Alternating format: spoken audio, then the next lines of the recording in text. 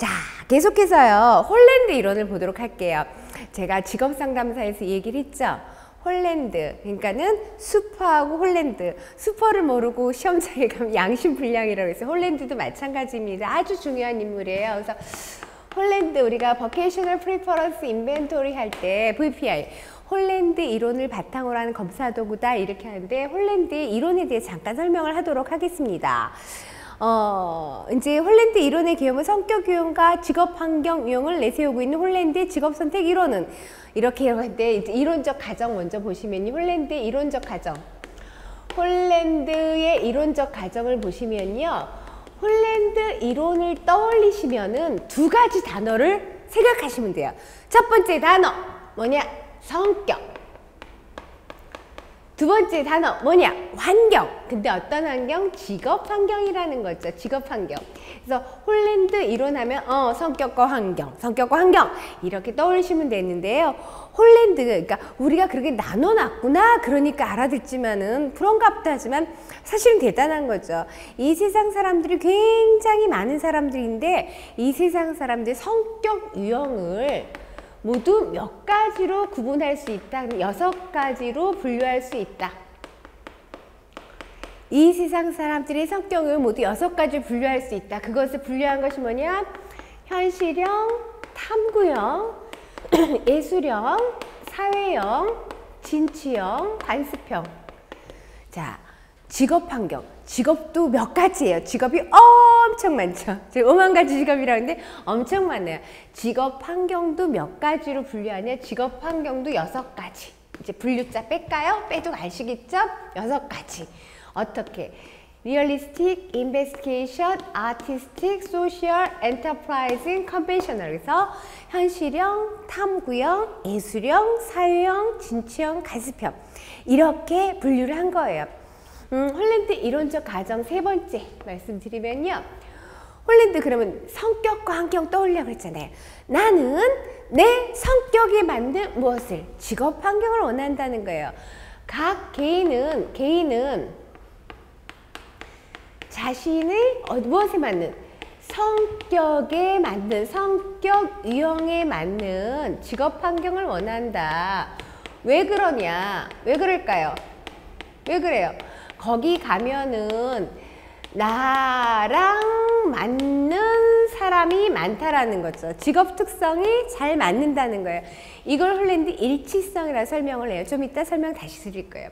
자, 내가 이렇게 행동을 하는 것은, 개인의 행동은, 자, 홀랜드 이론하면 두 단어 뭐예요? 성격과 환경이라고 했죠? 개인의 행동은 무엇?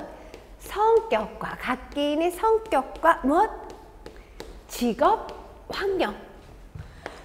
환경이죠. 환경으로만 쓸게요. 환경과의 상호작용이다. 이렇게 하는 거예요. 근데 이제 홀랜드는 이러한 이론을, 자기 이론을 무엇에 의해서 설명을 하고 있냐면요. 육각형의 모형을 통해서 자기 이론을 설명하고 있는 것이 홀랜드입니다. 모양이 조금 찌그러졌네요. 자, 현실형, 탐구형, 예술형, 사회형, 진취형, 관습형. 육각형에서 우리가 로의 분류는, 로는 8가지 직업 분류 있잖아요. 8가지 직업 분류는 서비스, 비즈니스, 조직, 기술과 5개활동, 과학, 예술가연의 보편문화 이렇게 8가지였고는 순서 상관없지만 홀랜드는 현실형, 탐구형, 예술형, 사회형, 진취형, 관습형 순서가 중요해요. 육각형을 설명하는데 자, 현실형의 성격은 어떤 성격이냐? 그럼 이것도 중요하지. 현실형의 사람은 기계, 도구, 동물에 관한 체계적인 조작 활동을 좋아하나 사회적 기술이 부족하다 이렇게 묘사돼요. 그래서 대표적으로 운전사라든가 기술자, 농부 이런 사람들이 이야기 되는 것이 현실형 직업이고요. 그 다음에 investigation, 탐구형의 직업은 굉장히 분석적이고 호기심 많고 과학적인 반면에 어떻게 엔터프라이즈, 기업형이 갖고 있는 특징, 리더십이 부족하다라는 거예요. 예술형의 사람 알죠? 아티스트예요. 굉장히 독창적이고 심미적인 활동 잘하는 반면에 어디 규범적인 관습적 성격이 갖고 있는 규범적인 성향이 부족한 사람을 이야기합니다. 자, 그러면은 현실형의 사람은 어느 직업? 현실형의 사람은 자기가 현실형이다. 그럼 어떤 직업 환경? 현실형의 직업 환경에서 일하기를 원하겠죠. 왜? 거기가 제일 잘 맞는다는 거죠. 현실형의 사람이 현실형의 직업 환경에 일할 때는 내 성격 유형에 맞는 사람들이 거기서 많이 있고 자기도 제일 적합하다. 그걸 갖다 홀랜드는 일치성으로 설명하고 있죠. 자, 그러면 현실형의 사람이 현실형의 직업 환경에 일하면 참 좋으나 그렇지 못하면 어떡한다? 옆으로 가자. 어떻게? 육각형에서 좌로 가든 우로 가든 상관없어요. 가까운 곳에 가면은 좀 낫다라는 거예요. 그게 뭐냐면 육각형 모형 중에서 가까운 거 어떤 쌍들은 공통점이 있다라는 거예요. 그러니까 현실형과 탐구형은 공통점이 있어요. 육각형의 모양에서 가까울수록 공통점이 있다 이렇게 얘기를 하는 거예요. 그것이 뭐다? 일관성이 되는 거예요. 자, 그런데 제가 했어요. 현실형의 사람은 사회적 기술이 부족하다 했죠. 육각형의 현실형, 탐구형은 현실형, 예술형보다 가까우니까 좀 더 공통점이 있고요. 현실형, 예술형은 현실형, 사회형보다 가까우면서 공통점이 있어요. 가장 공통점이 없는 것은 육각형 모형에서 대각선에 놓인 현실형과 사회형 공통점이 거의 없어요. 현실형과 예술형과 관습형 공통점이 없어요. 탐구형과 무슨 형? 진취형 공통점이 없어요. 이렇게 얘기하는 것이 홀랜드는 계측성이라고 이야기합니다. 자, 육각형 모형에서 가까우면 공통점이 많고 멀면은 공통점이 없다는 거죠. 그래서 이론적인 관계에 반비례한다 이렇게 설명하는 것입니다. 자, 그 다음에 홀랜드는 육각형 모형에서 검사를 하면 어떤 사람은 현실형의 성격이 굉장히 두드러지게 나타난다라는 거죠. 그래서 그것을 홀랜드는 뭐라 하냐? 차별성이라고 하고요. 또 하나의 마지막 홀랜드의 5개념의 마지막이 뭐냐면은 정체성이에요. 정체성은 무엇에 대한 분명한 생각 이런 걸 얘기하는 거죠. 정체성인데 요 5가지. 그러니까 이 정체성은 개인 정체성. 개인이 자신의 목표라든가 흥미에 대해서 명확히 알고 있느냐 아니면 환경이 목표라든가 보상이라든가 안전이라든가 이런 걸 명확히 보여주냐. 이 5가지. 이것이 홀랜드가 설명하는 5개념입니다. 이걸 갖고 이론적 배경을 설명하고 있는 것이 홀랜드 이론이죠. 교재를 한번 돌아와 보실게요. 자, 홀랜드 이론의 개요 보시면 6번 성격 유형과 직업 환경 유형을 내세운 홀랜드의 직업 선택 이론은 직업적 흥미가 바로 성격의 한 측면이다. 내가 갖고 있는 흥미가 결국 뭐다? 성격이라는 거예요. 홀랜드의 인성 이론이라고 하는 거예요. 자, 그래서 직업 선택이 바로 무엇이다? 성격의 표현이다. 그래서 어떤 특정 직업의 구성원들은 현실형에 근무하는 사람, 예술형에 근무하는 사람, 사회형에 근무하는 사람. 사회형의 사람들은 뭐예요? 뭐냐면은 다른 사람과 함께 일하거나 다른 사람을 도와주기를 좋아하는 유형이 뭐다? 사회형이에요. 이런 사람들은 비슷한 사람들, 우리가 만약에 상담사면은 상담사들끼리 있을 때 비슷한 성향이 많기 때문에 일하기가 어떻다 좋다라는 거예요. 그래서 직업 선택이 바로 성격의 표현이고 어떤 특정 직업의 구성원들이 서로 유사한 성격 특징을 갖고 있죠. 그리고 비슷한 발달 과정을 갖고 있다고 보는 것이 홀랜드의 기본 가정입니다. 그러니까 개인이 직업적 성취를 이루었다든가 안정성을 느꼈다든가 그 직업에 대해 만족도를 느낀 것은 내가 각 개인이 이거죠. 자기가 선택한 직업 환경에서 잘 일치할 때, 그러니까 개인과 환경 간에 일치할 때 어떻다 만족하고 안정성을 느낀다라고 하는 것이 홀랜드 이론입니다. 자, 7번의 홀랜드 이론 주요 개념 5개념이에요. 일치성, 일관성, 계측성, 차별성, 정체성. 그렇죠? 홀랜드의 주요 개념입니다. 자, 계속해서 이렇게 홀랜드 이론을 적용한 검사 도구는 뭐냐? 우리가 이제 VPI, 직업 흥미도 검사했죠. Vocational Preference Inventory에서 홀랜드 이론을 바탕으로 한 검사 도구, 흥미 검사입니다. 제가 팁을 드렸어요. 우리가 이제 영어 실력이 중요한 건 아니지만은 interest나 preference 프리퍼런스가 들어가면 인터레스트나 프리퍼런스가 들어가는 그 단어에 있는 것은 뭐다? 흥미검사 종류입니다. 흥미검사, 직업 흥미검사. 자, 그래서 우리가 이제 8번에 보시면은 홀랜드 이론에 적용한 검사 도구는 직업 선호도 검사 있어. 일단 VPI. 그 다음에 자기 방향 탐색, 자자가 빠졌네요. 자기 방향 탐색 검사입니다. 그래서 직업 선호도 검사는 어떤 직업에 대해서 선호, 너 좋으니? 응. 싫으니? 응. 이런 거에서 좋고 싫음을 표시하게 되는 것이 직업 선호도 검사죠. 그래서 이제 VPI는 뭐 보는 거 L형, 롱턴. 그러니까 다 보는 거는 흥미 검사, 성격 검사, 생활사 검사를 본다고 그랬고요. S형은 뭐예요? 짧게 하나만 흥미검사만 본다고 했어요. 활동검사, 유능성, 선호, 직업, 선호 분야, 일반 성향 보는 이 5가지 흥미검사 한 가지만 본다고 그랬죠. 자, 그 다음에 자기 방향 탐색은 자기가 어떤 방향으로 갈 것인지 탐색하는 거예요. 그래서 직업 공상이라든가 활동, 직업 태도, 자아, 평가 능력 등을 이제 측정하는 것이 자기 방향 탐색이고요. 그 다음 베이크. 직업 탐색 검사예요. 익스플로러. 그래서 탐색 검사인데, 그러니까 미래 진로를 이해하고 직업 목표와 관련성을 돕는 검사. 미래에 대해서 다소 불안해하는 내담자를 위해서 검색하는 것이 자기 직업 탐색 검사입니다. 그 다음에 이제 자기 직업 상황. My vocational situation. 그래서, MVS, CDI, CMI는 진로 발달 정도를 보는 검사 도구입니다. 자기 직업 상황, 정체성을 보는 검사 도구인데요. 지금 내가 어떤 수준이다, 어떤 위치에 있다 보는 검사 도구입니다. 자, 그래서 홀랜드의 이론은 이제 중요하지만 대략적으로 살펴봤습니다. 홀랜드였습니다. 지우면서 보도록 할게요. 홀랜드의 5가지 개념은 일치성, 일관성, 계측성, 차별성, 정체성.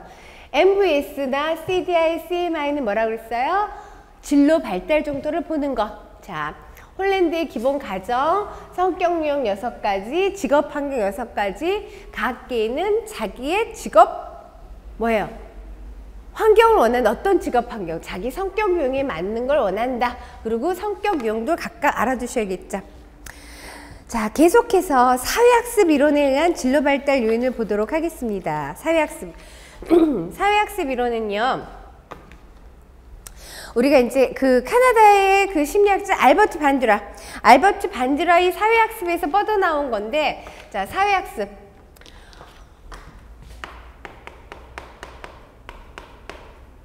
사회학습 이론은 나중에 이제 상담하고 연결해서 보시면요.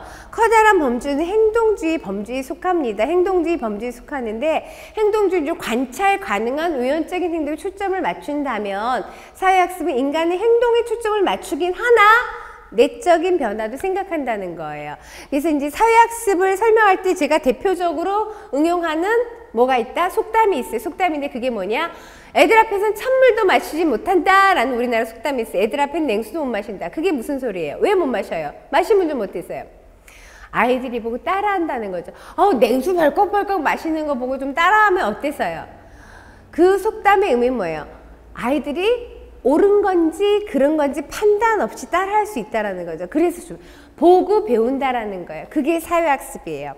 자, 사회학습은 여러분 저랑 이렇게 공부를 할 때 교수자가 있잖아요. 제가 가르치는 사람. 여러분들 학습자, 교수자, 학습자. 교수-학습 관계란 말이에요. 근데 사회학습은 교수자가 없어도 학습이 일어나는 게 사회학습이에요.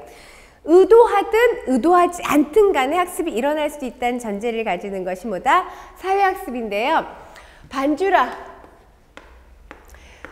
제가 제일 처음에 변인의 얘기를 할 때요. 이거 들어오면서 이 강좌 들어오면 변인 간의 관계가 궁금해서 연구를 합니다. 그러면서 어떤 얘기를 했죠? 자아 효능감 증진 프로그램에 대해서 이 얘기를 했을 거예요. 자아 효능감 증진 프로그램이 구직 활동에 미친 효과 하면서 얘기를 했는데, 그럼 자아 효능감이 뭐냐? 특정 과제를 어느 정도 수행할 수 있다는 자기 자신의 확신이라고 제가 이제 15번에도 명시해 놨어요. 그 반주라의 개념이에요. 반주라가 꺼낸 개념인데, 자, 알버트 반주라가 실험을 하죠. 아이들이 얼마나 폭력성을 잘 학습하느냐, 무엇만 보고도 폭력성이 있는 비디오 테이프만 보고도 그걸 잘 따라하더라는 거예요. 그래서 보고 배우는 것이 굉장히 중요하다 이렇게 설명하는 것이 사회학습입니다. 그래서 우리가 이제 일상생활에서 요새는 매체가 엄청 발달했잖아요. 여러분들이 저를 만나는 매체도 아주 우리가 옛날엔 이렇게 만날 수가 없잖아요. 옛날의 학습은 어떻게 해요? 면대면의 과정에서 학습하지만 우리가 직접 실물 대면을 하지 않아도 학습이 촉진된다는 거예요. 더 잘할 수 있다라는 거예요. 이렇게 온라인으로, 그렇죠? 온라인을 만나서 한다는 거예요. 그것이 이제 사회학습이 더 활성화되는 거죠. 그래서 이제 여기서 말하는 건 사회학습 이론에 의한 진로 발달 요인은 뭐냐?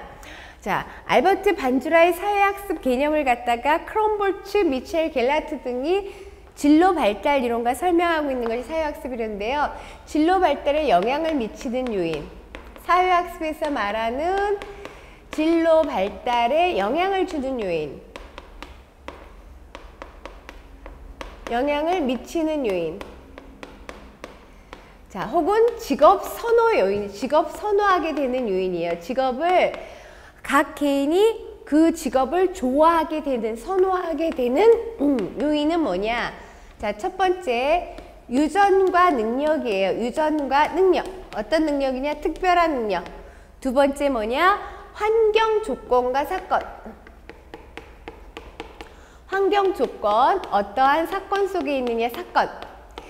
그 다음에 세 번째 뭐냐면 중요한 거예요. 무엇을 공부했느냐. 이제 학습 경험이 되는 거예요. 학습 경험. 학습 경험. 자, 그래서 유전과 능력, 환경 조건과 사건, 학습 경험을 토대로 해서 발달하는 것이 뭐냐? 네 번째 조건, 과제 접근 기술입니다. 유전과 능력, 환경 조건과 사건, 학습 경험, 과제 접근 기술. 유전과 능력 뭐예요? 여자냐, 남자냐, 백인이냐, 흑인이냐, 키가 크냐, 작으냐. 이런 것들이 진로 발달에 영향을 준다, 안 준다? 준다라는 거예요. 특별한 능력, 예체능의 능력. 뭐 조수미 목소리가 천상의 목소리라고 얘기해, 신이 내린 목소리라고 얘기하잖아요. 그건 뭐예요? 이거는 악기통을 타고 나야 돼요. 그쵸? 이런 것들, 특별한 능력. 뭐 김연아 선수도 마찬가지고요. 아니 아사더마오가 김연아만큼 연습 안 했겠어요?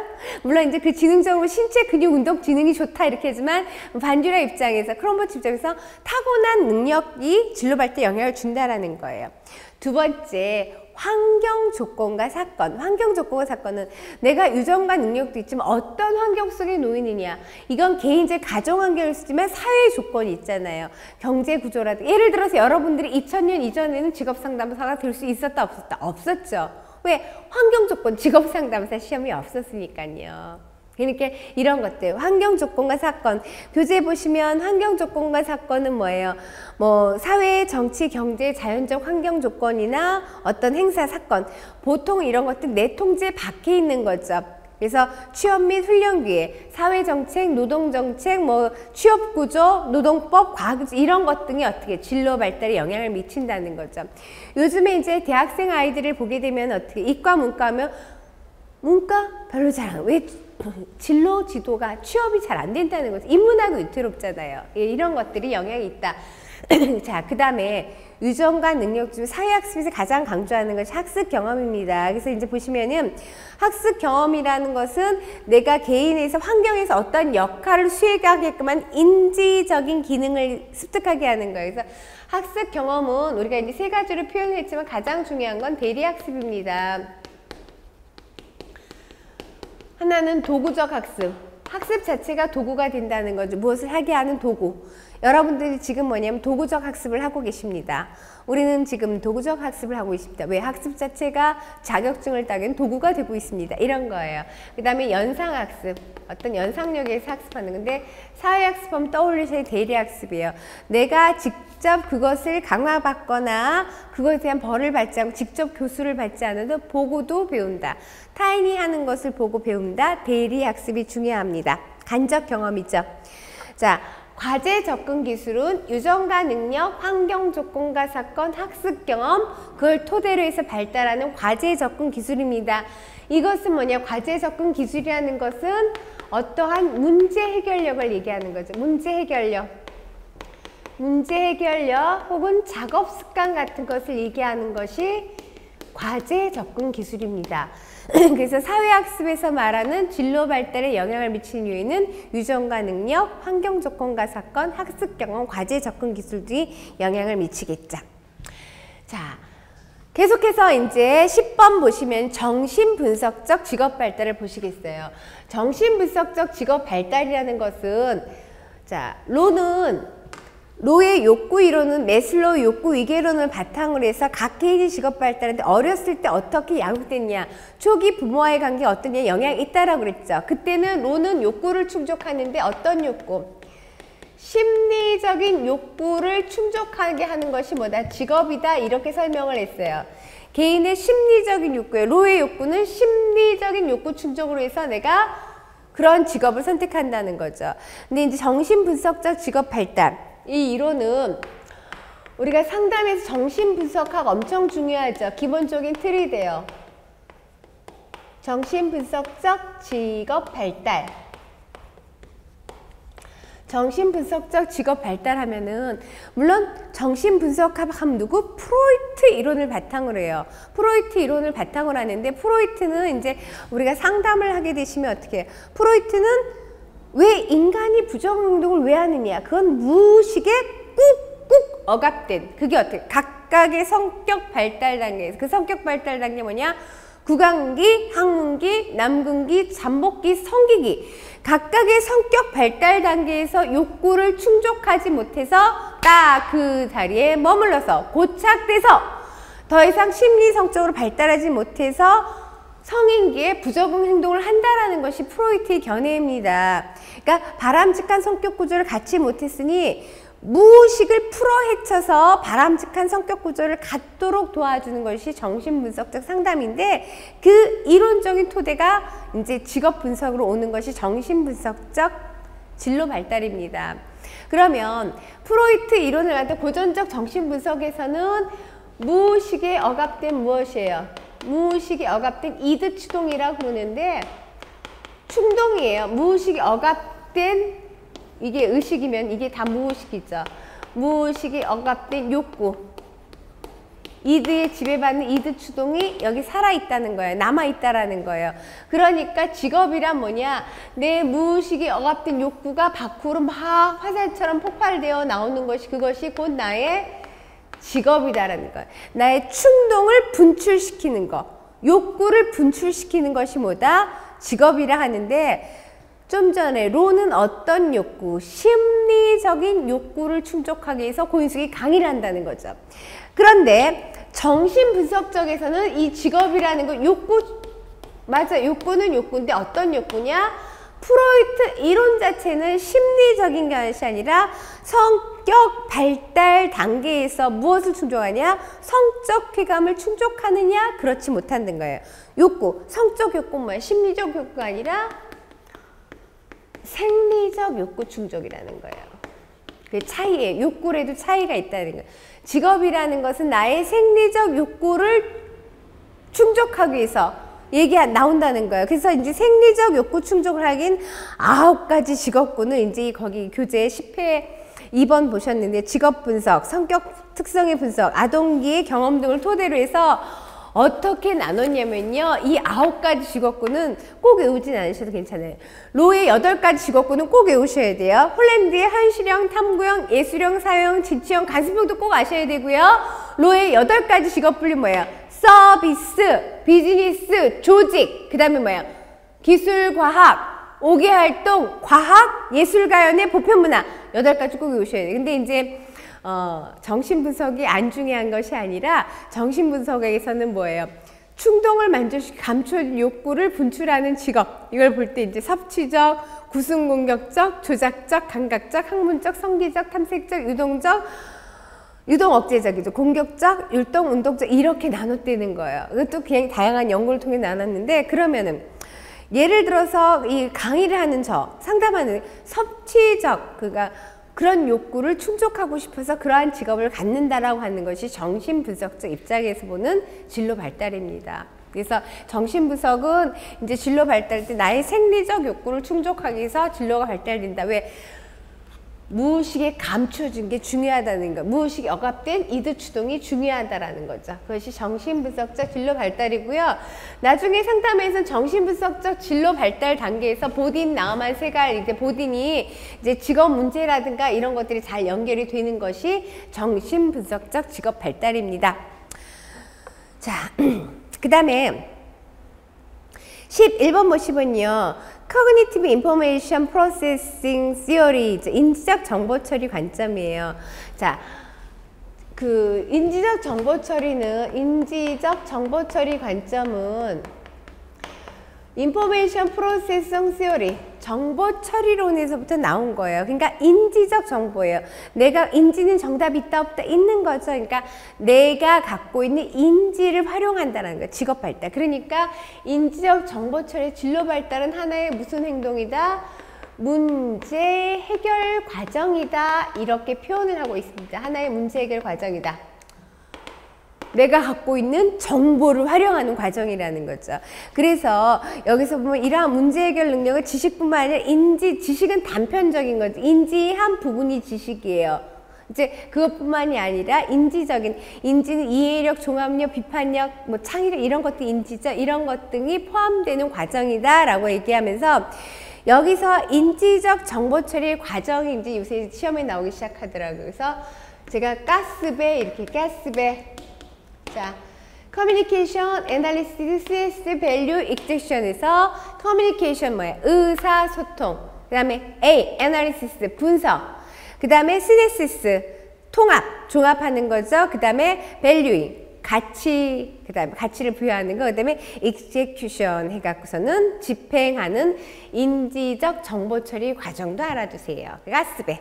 자, 의사소통 질문들을 받아들여서 부호하고 서로 커뮤니케이션, 그야말로 의사소통하는 과정. 그 다음에 분석, 어떤 개념 틀 안에서 문제를 찾고 분류한다, 분석하는 과정이죠. 자, 그 다음에 통합, 일련 행위를 통합시키는 과정. 그 다음 거기에 가치를 부여한다는 거죠. 승패의 확률에 관해서 각각 행위를 판단하고 다른 사람에게 어떤 여파를 미칠 것인지 판단하는 과정, 그리고 집행하는 과정. 이런 가스배의 과정으로 인지적 정보 처리를 한다라는 거. 가스배, CASVE 과정. 그 다음에 지금 많은 내용 나왔죠. 가치 중심적 진로 접근이에요. 자, 인지적 정보 처리로는 이렇게 인지적 정보 처리 하나의 문제 해결 과정이다. 더불어 어떻게 CASVE, 가스배 중요하고요. 가치 중심. 내가 진로를 발달하는 데 나의 무엇이 중요하다? 가치가 중요하다고 보는 것이 가치 중심적 진로 접근이에요. 가치 중심적 진로 접근에서는 그렇잖아요. 내가 그러한 직업을 선택하는데 나의 무엇? 가치가 중요하다라는 거예요.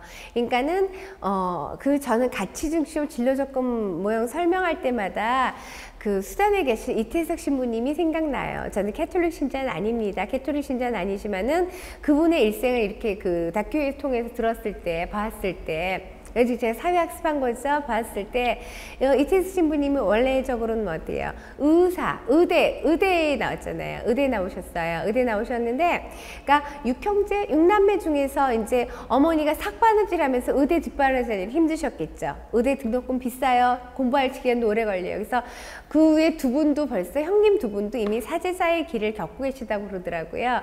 그래서 의대 나왔으니 부모님은 어머니께서 혼자 홀어머니께서 열심히 삭바느질해서 그러니까 너라도 의대 나와서 좀 좋은 직업을 갖기를 이렇게 희망하셨겠죠. 근데 의대를 졸업하고 나신 이태수 신부님께서 그러셨대잖아요. 사제가 되겠다. 신부가 되겠다. 어머니께서 굉장히 독실한 캐톨릭 신자였지만은 너까지 그렇게 해야겠냐? 안 하면 안 되겠냐? 결국 이태석 신부님의 그걸 꺾지 못했죠. 그래서 다시 이제 수도사의 길을 밟게 됐다는 거예요.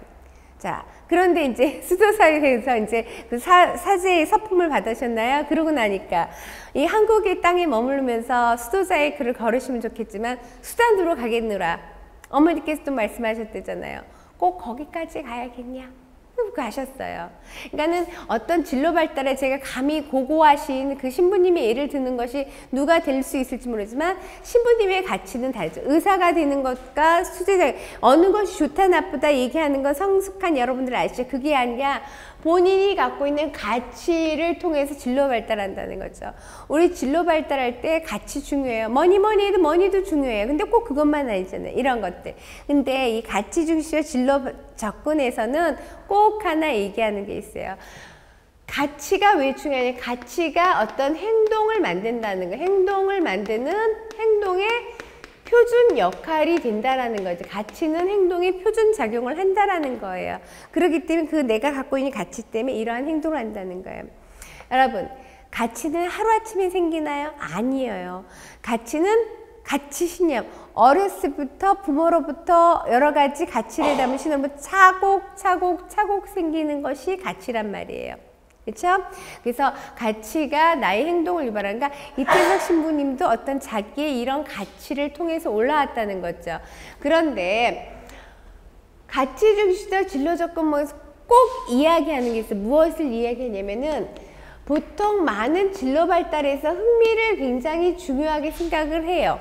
왜냐하면은 그래서 흥미 검사, 네가 그런 좋아하는 거가 진로 발달된다는 거. 그래서 많은 흥미 검사를 직업 상담에서 합니다. 그런데 가치 중심적 진로 접근 모형에서는요, 흥미를 꼭 집어서 이 말이지, 꼭 집어서 다른 데가 많이 중요하게 생각해서 여기서 중요하게 생각하면 제가 꼭 집잖아요. 흥미는 중요하지 않다라고 보는 거예요. 왜? 흥미는 행동의 표준을 만들지 않는다는 거예요. 흥미 때문에 행동이 유발되지 않는다. 그러니까는 흥미는 그다지 중요하지 않다라고 보는 것이 뭐다? 가치 중심적 진로 접근 모형입니다.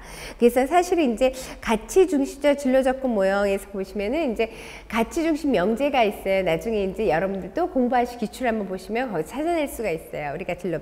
그래서 교재를 다시 한번 볼게요. 개인의 가치와 행동 규정.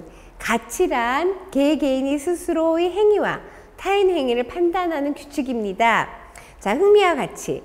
자, 다른 많은 이론들은 흥미가 중요해요. 다른 많은 이론들과 달리 이 이론에서는 흥미가 진로 결정에 별로 큰 역할을 하지 않는다. 왜? 즉 흥미는 가치만큼 행동 형성에, 행동의 표준작, 행동 형성에 커다란 역할을 하지 않는다. 흥미는 행동 규칙의 일반적 표준작용이 아니기 때문이다. 간단하게 하면 흥미가 행동을 유발하지 않는다.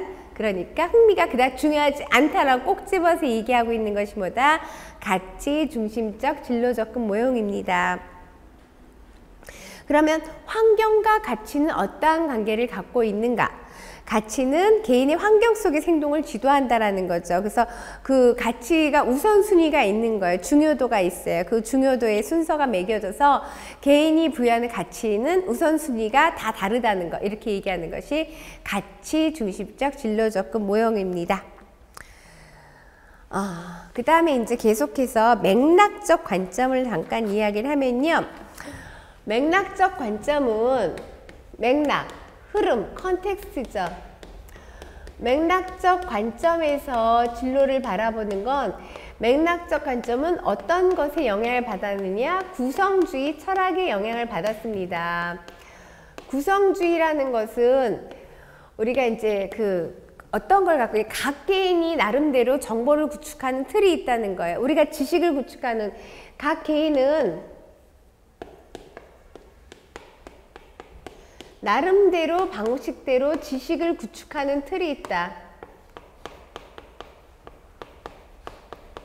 간단하게 쓸게 구축한다. 이게 무슨 소리냐면은 개인의 지식이 절대적인, 우리의 지식이라는 게 지식의 절대성과 상대성을 보면 구성주의 철학에서는 지식의 상대성을 얘기하는 거예요. 그러니까 이게 이제 어떻게 이해하시면 좋을까 하냐면 제가 그래서 에스키모 예를 많이 듭니다. 에스키모에 가보진 않았지만 에스키모족들은 요새는 그런 풍습이 많이 이제 사라졌겠죠. 에스키모의 풍습 중에 하나는 손님이 집에 놀러 오십니다. 남자 손님이 집에 놀러 오십니다. 따뜻하게 접대, 환대를 할 때 가장 환대하는 방법 중에 하나가 무엇인지 혹시 아세요? 남자가 놀러 왔어요. 어떻게? 자기 안사람을 그 손님과 합방시켜서 하룻밤을 재우게 하는 것이 가장 환대라는 거예요. 이러면 남자들 우와 가야겠다 했지만 왜 그래요? 남자들은 꼭 다 좋겠어요? 그것이 이제 나름대로. 그러면 우리 입장에서 보면은 우리가 동방예의지국이라는 한국의 입장에서 보면은 아니 에스키모인들 자 남자 놀러온 남자 손님은 유부남일지 총각일지는 모르겠으나 분명히 그 같이 합방을 한 여자는 어떻게 유부녀잖아요. 유부녀가 외반 남자와 합방을 한다. 유부녀와 외간 남자죠. 남편의 묵시적인 합의에 적극적인 권유에 들어요. 그럼 우리나라에서 이거 보면 어떻게? 유부녀와 외간 남자의 관계 엄청나게 부도덕하지요.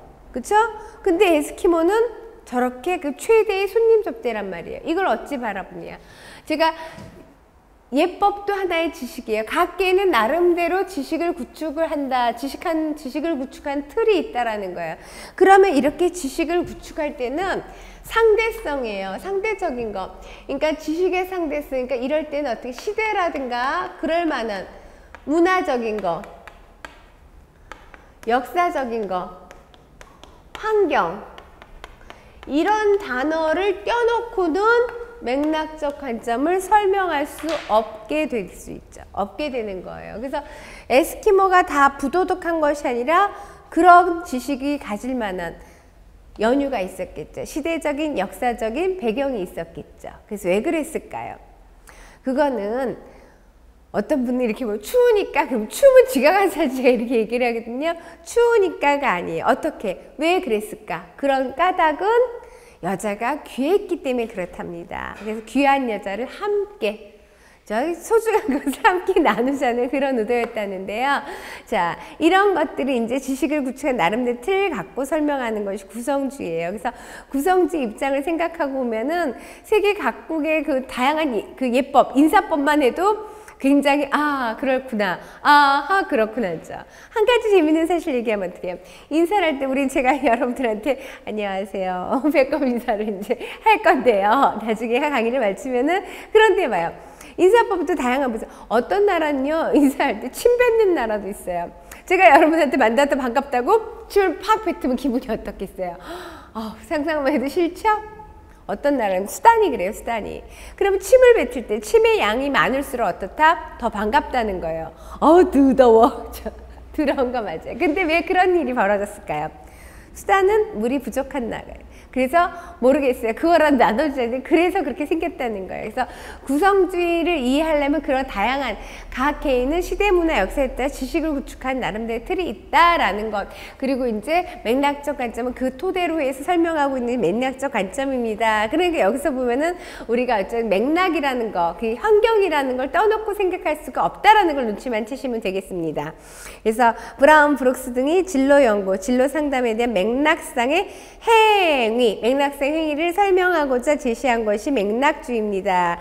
그래서 맥락주의는 무엇을? 컨스트럭티비즘, 그래서 구성주의 철학을 근거로 하고 있다라는 것. 그 다음에 인간 발달의 맥락적 모델, 변화를 진행시킬 힘, 그리고 상호작용에 근거하고 개인과 환경 간의 관계 떨어뜨릴 수가 없죠. 개인이 환경. 왜 이렇게 구축하게 개인과 환경과의 관계 둘 다 굉장히 중요하게 본다라는 거죠. 그것이 맥락적 관점이에요. 구성주의 철학을 바탕으로 했다. 자, 이제 그 마지막 시간, 이 시간의 마지막 그 챕터가 될 것 같은데요. 자기 효능감 이론이에요. 자기 효능감. 자, 자기 효능감은 처음에 이제 반주라의 개념이다라고 이제 얘기를 했어요. 그래서 자아 개념과 자기 효능감 좀 차이점이 있습니다. 자아 효능감은, 자기 효능감은 뭐냐? 자아 개념은 뭐냐? 셀프 컨셉은 내가 나에 대한 생각이 있죠. 긍정적 자아 개념을 가질 수도 있고 부정적 자아 개념을 가질 수도 있지만 나에 대한 생각이에요. 근데 자아 효능감은 여기서 이제 자, 셀프 에피커시. 자아 효능감을 이제 설명할 때 자아 효능감이란 뭐냐? 자아 효능감은 자, 셀프 에피커시, 반주라의 개념이라고 있어요. 에피카스 효율성 말인데 이게 뭐냐면은 어떤 것의 효율성은 뭐예요? 어느 정도 할 수 있다 달성하는 정도를 보는 거잖아요. 자아효능감은 그래서 특정 과제에 대해서 특정 과제가 주어졌을 때 특정 과제가 있어야 돼요. 특정 과제에 대하여 어느 정도 수행할 수 있다는 자기가 그것을 할 수 있다는 수행할 수 있다는 누구? 자기니까는 자기 자신의 확신 정도. 이것이 뭐다? 자아 효능감, 셀프 에피카스예요.